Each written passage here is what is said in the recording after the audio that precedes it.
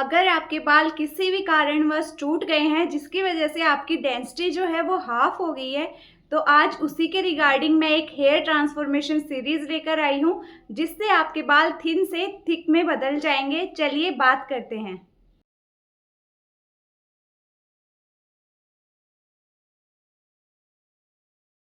Hi everybody, कैसे हैं आप सब लोग। मैं बिल्कुल ठीक हूँ। उम्मीद करती हूँ कि आप सब लोग भी बिल्कुल ठीक और स्वस्थ हैं। अगर आप मेरे चैनल पर पहली बार आए हैं तो मेरा नाम प्रीति है। मेरे चैनल का नाम लाइफ विद प्रीति यादव है, जहां मैं आप सबके बालों को बड़ा ही वंडरफुल सा बनाने के लिए एक हेयर केयर सीरीज लेकर आई हूँ, जिसके रिजल्ट्स आप मेरे चैनल पर देख ही सकते हैं। तो जैसे कि मैंने इंट्रो में बताया कि जो हमारी आज की वीडियो है वो एक हेयर ट्रांसफॉर्मेशन सीरीज है, जिसमें कि हम बालों को थिन से थिक में लेकर आएंगे अगर आप इस रेमेडी को ग्रेजुअली फॉलो करते हैं तो। आज की जो वीडियो है इसके 3 एपिसोड्स हैं।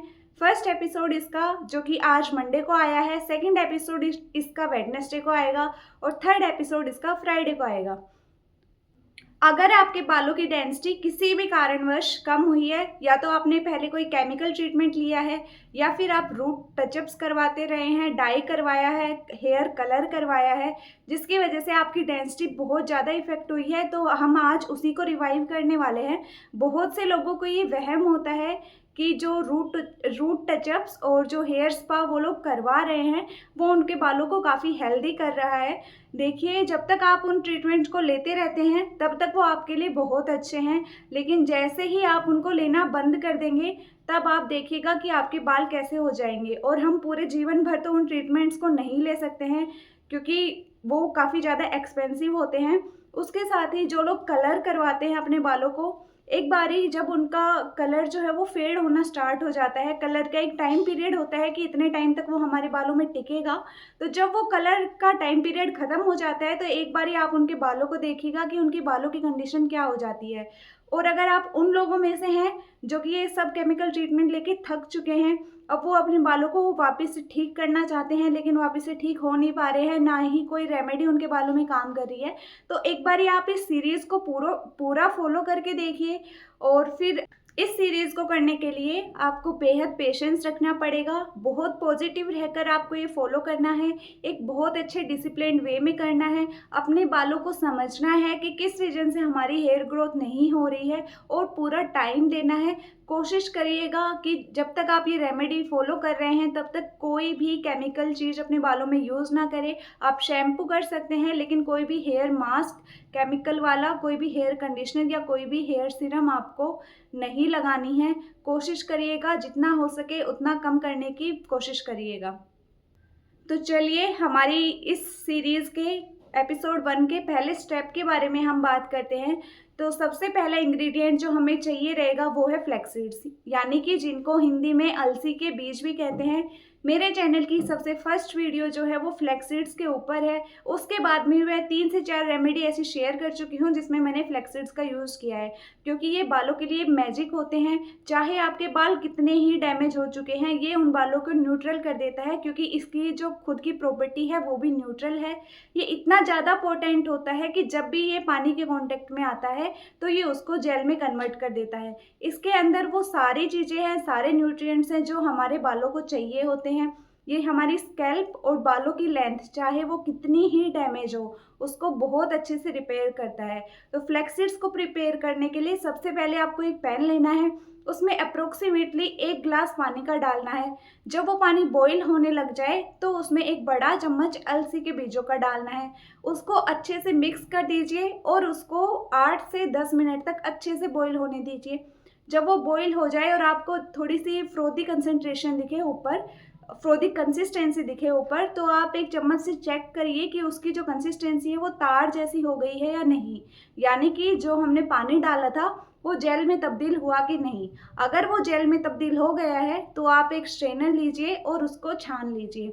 जो आप छलनी लेंगे वो प्लास्टिक की नहीं होनी चाहिए क्योंकि वो हार्मफुल हो सकता है, और इसको गरम गरम को ही छानना है। अगर आप इसको ठंडा होने के लिए रख देंगे तो जो बीज है वो उस जेल के अंदर ही रह जाएंगे और उसको एक्सट्रैक्ट करना बड़ा ही मुश्किल काम हो जाएगा।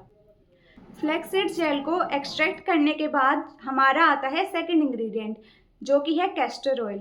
कैस्टर ऑयल के बारे में आपने बहुत जगह पढ़ा होगा, देखा होगा, बहुत सारी रेमेडीज़ देखी होंगी कि कैस्टर ऑयल बालों की रीग्रोथ में कितना ज़्यादा हेल्प करता है। कैस्टर ऑयल बालों के जो हेयर फॉलिकल्स होते हैं, जो कि बिल्कुल रेस्ट पोजीशन में होते हैं, उनको जाकर जान दे देता है। उनको बोलता है कि अब तुम्हें ग्रोथ करनी है। उनको अच्छे से वो सारी चीज़ें देता है जिससे कि उनकी ग्रोथ हो सके और उनको अच्छे से क्लियर करता है। यानी कि कैस्टर ऑयल उनको एक अच्छा रास्ता दिखाता है ग्रोथ करने के लिए। इसलिए आपको 1 चम्मच इसमें कैस्टर ऑयल डालना है। उसके बाद जो थर्ड इंग्रेडिएंट है हमारा, वो है कोकोनट ऑयल।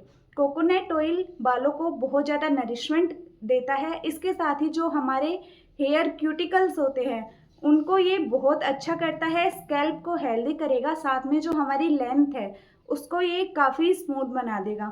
अगर आप कोकोनट ऑयल का यूज़ नहीं करना चाहते तो आप ऑलिव ऑयल का भी यूज़ कर सकते हैं। तीनों चीज़ों को एक साथ लेने के बाद में आपको इनको अच्छे से मिक्स कर लेना है, क्योंकि फ्लैक्सीड जेल जो है वो पानी है और बाकी दोनों चीज़ें ऑयल हैं, तो वो मिक्स नहीं हो पाएगा। तो आप एक ब्लेंडर की मदद से इन्हें ब्लेंड भी कर सकते हैं, जैसे आप चाहें वैसे कर सकते हैं। उसके बाद बारी आती है एप्लीकेशन की। एप्लीकेशन का पहला प्रोसेस बहुत इंपॉर्टेंट चीज़ है बालों को सुलझाना।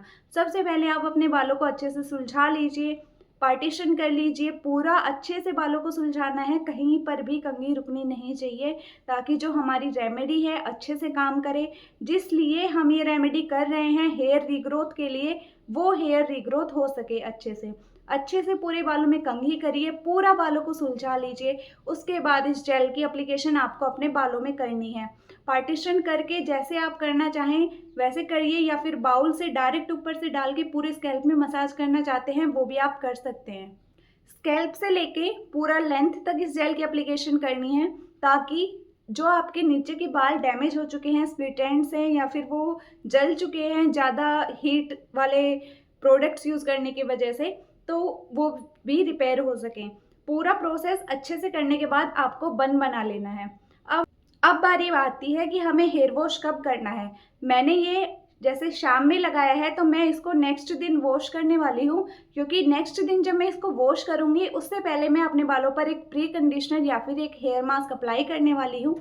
क्योंकि जो हमने आज अप्लाई किया है वो जस्ट हमारे हेयर फॉलिकल्स को एक्टिव करने के लिए है, जो ड्राई हेयर है उनको वापस से रिपेयर करने के लिए है। लेकिन जो चीज़ें जिनसे हमारी वापस से रीग्रोथ होगी वो हम अपने नेक्स्ट एपिसोड में अपने बालों पर अप्लाई करेंगे।